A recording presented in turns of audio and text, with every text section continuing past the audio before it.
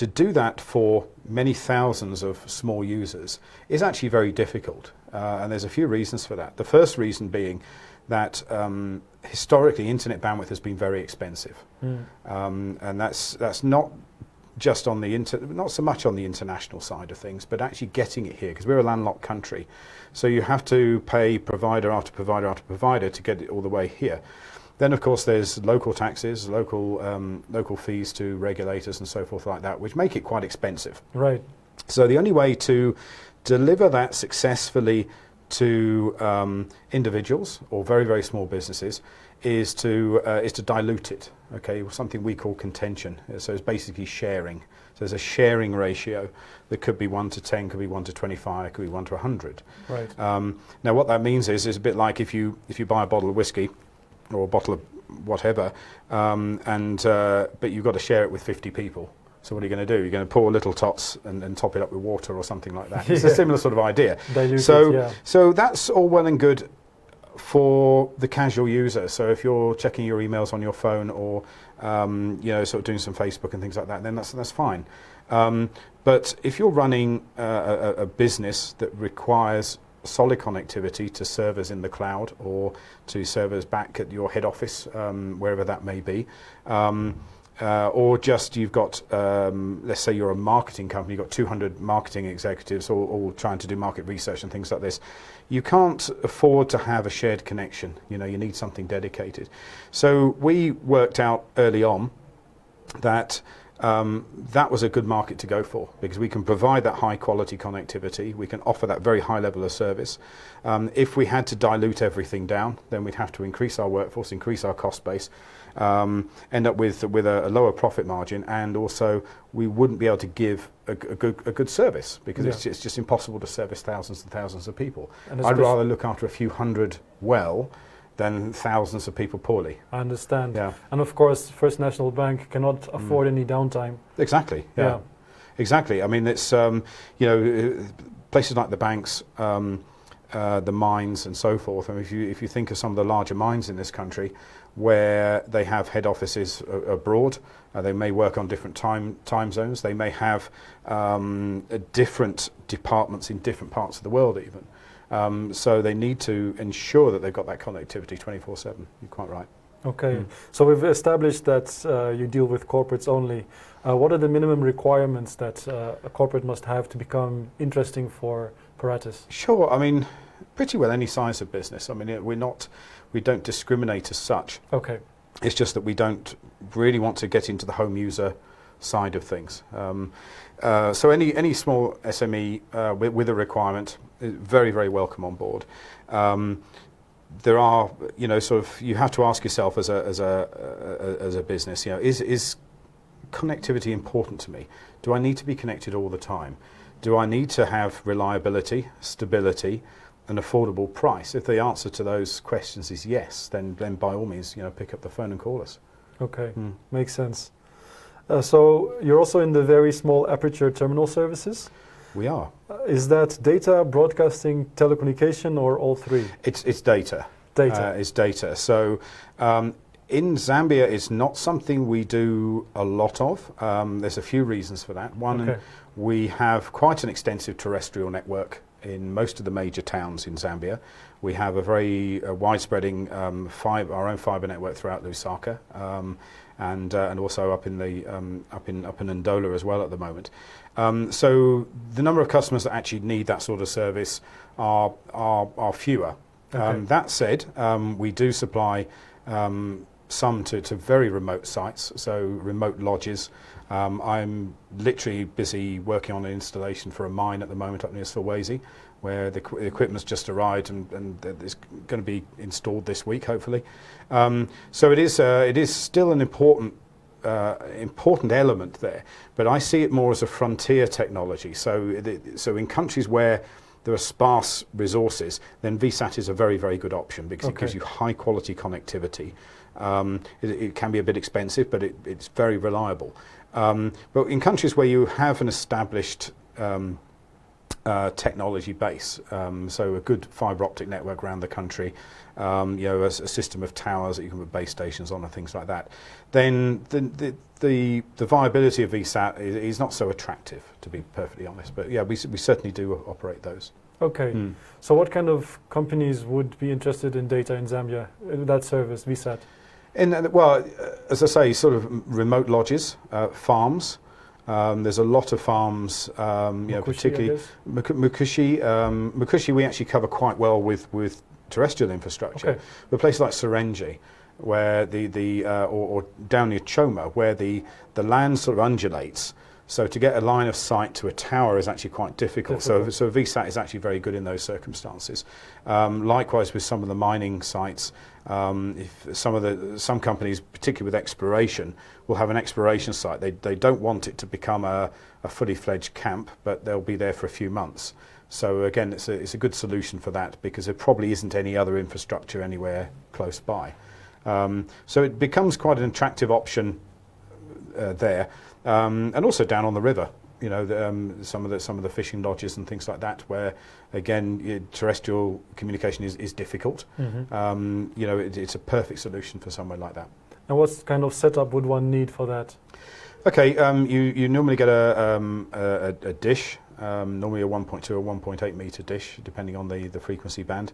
A modem, which is basically some form of decoder, and then a data package. Now, data packages come in a range very similar to what you could get for your phone. You can get an unlimited package, but at a set speed. Okay. Or you can buy data bundles from that point of view. And there's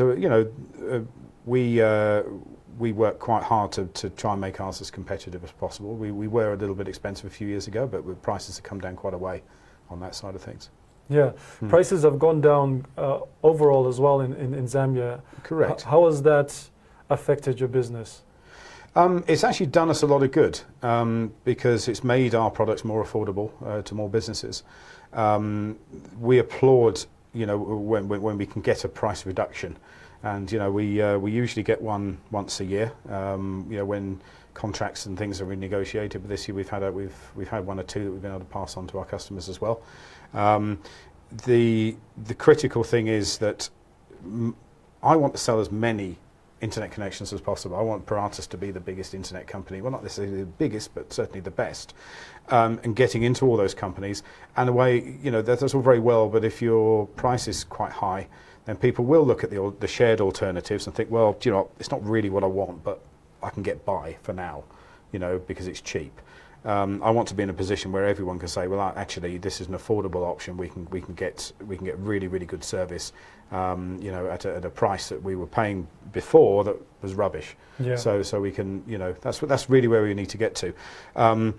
Prices are coming down. The market is very competitive. So one thing I often see in social media is people from outside the industry thinking that prices are fixed and all that sort of thing. And so, well, that's certainly not the case.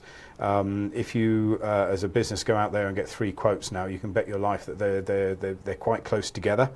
And also, you will also find that if you go to people and say, look, this guy's offered me this, what can you do?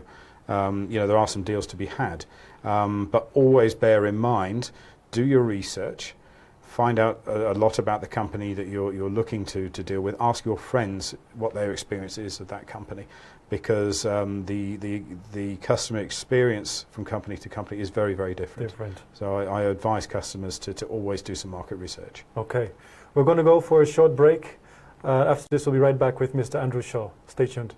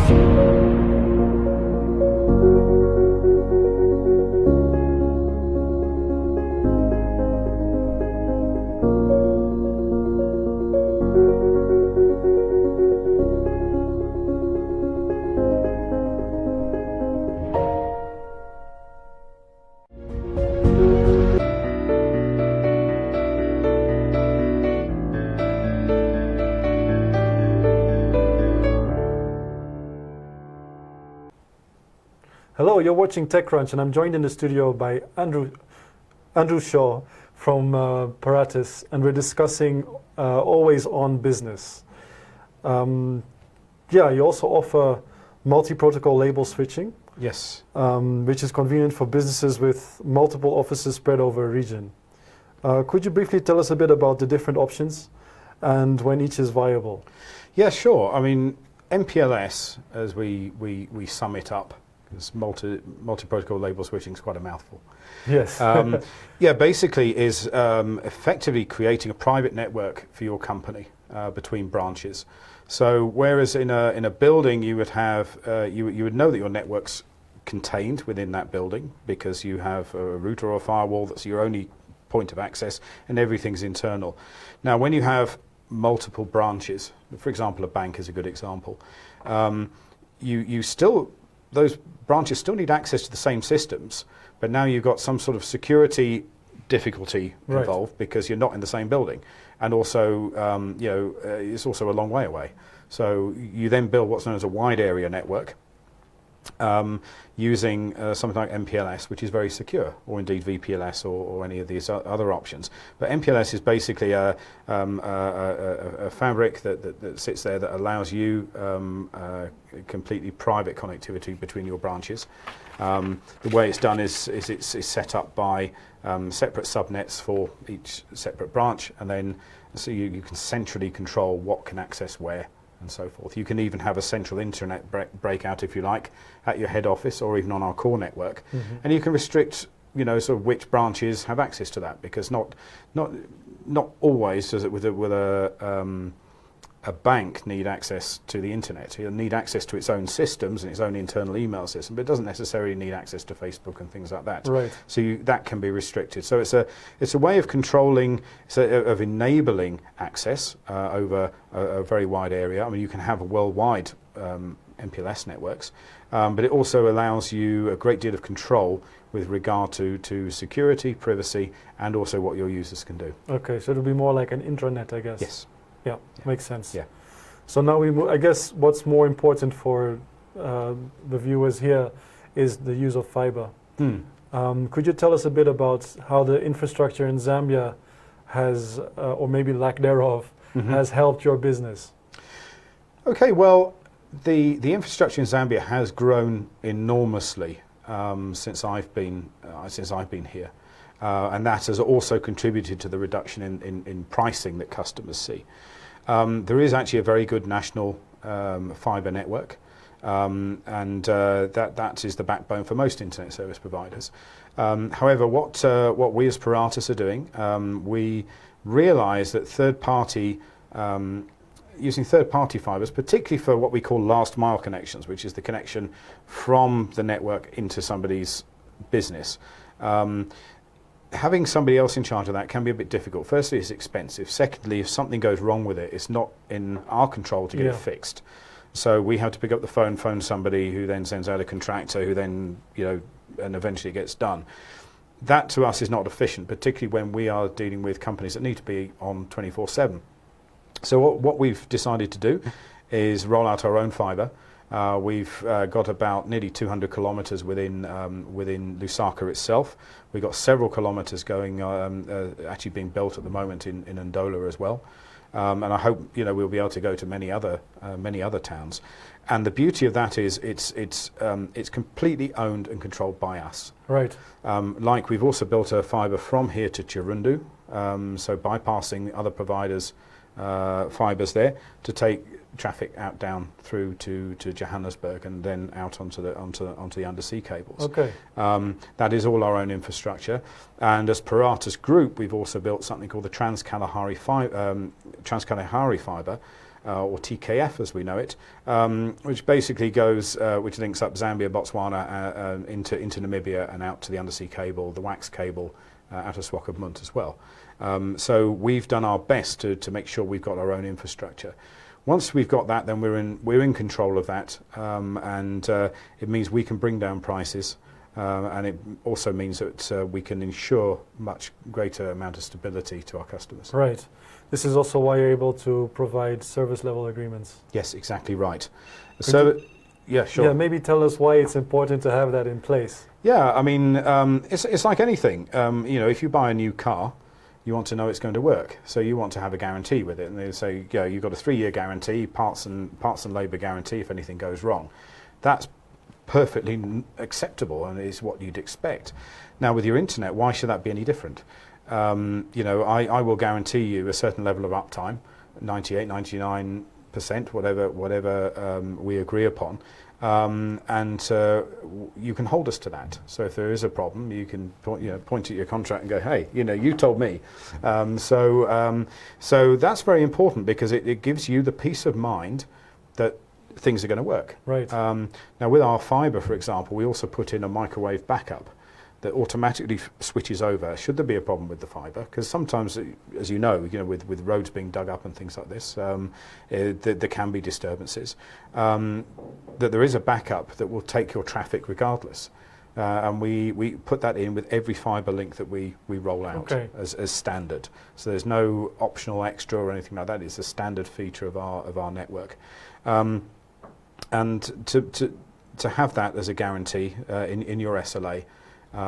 Is very important, and it's very important particularly for multinational companies as well, where the decisions aren't necessarily made here locally, in Zambia. They're actually made in the UK or Germany or Kenya or wherever it may be, where service level agreements are commonplace and expected. So if you don't have a service level agreement, you don't have that guarantee, and you basically can't hold your ISP to account. That we feel is the backbone of basically giving you our word. Okay. We're almost coming to an end of the show. Okay. But maybe you could tell us a bit about what's in store for the future for Paratus. Okay. Well, we're very excited because I know data services. Data as a service is very much on everybody's mind these days, and where to store their data and so forth. We do have a data center that we are currently building. You can read about it on our Facebook page. It's all there. That will be ready sort of mid next year. Lots and lots of facilities, the ability to host customers' servers and data. And give customers the 21st century experience when it comes to data management and so forth. It will be a tier 3 data center. We're very, very proud of this project, and it is ongoing, and this will twin up with our data center that we already have in Angola and the one we're now building in Namibia as well. Perfect. So I'd love to come back and talk about that. That's what I was just about to say. We'll look forward to having you back on, Mr. Shaw. Thank you. Thank you so much for coming. Thank you for having me. It's been a pleasure. You've been watching TechCrunch here on Millennium TV. My name is Kiwinda. See you next time.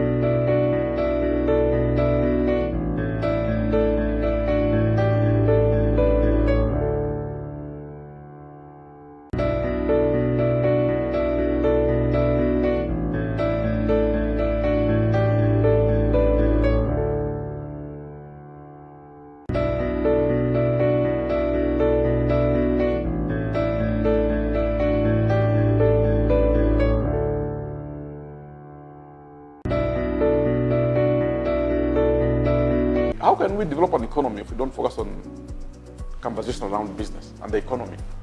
How? You are what you think. You are what you do. If we are able to challenge ourselves and find out what it is that is stopping us from developing at the levels of other countries, then we're able to find solutions to these challenges. It's us and our leaders and what we ask them to do for us. If we are not investing in strategic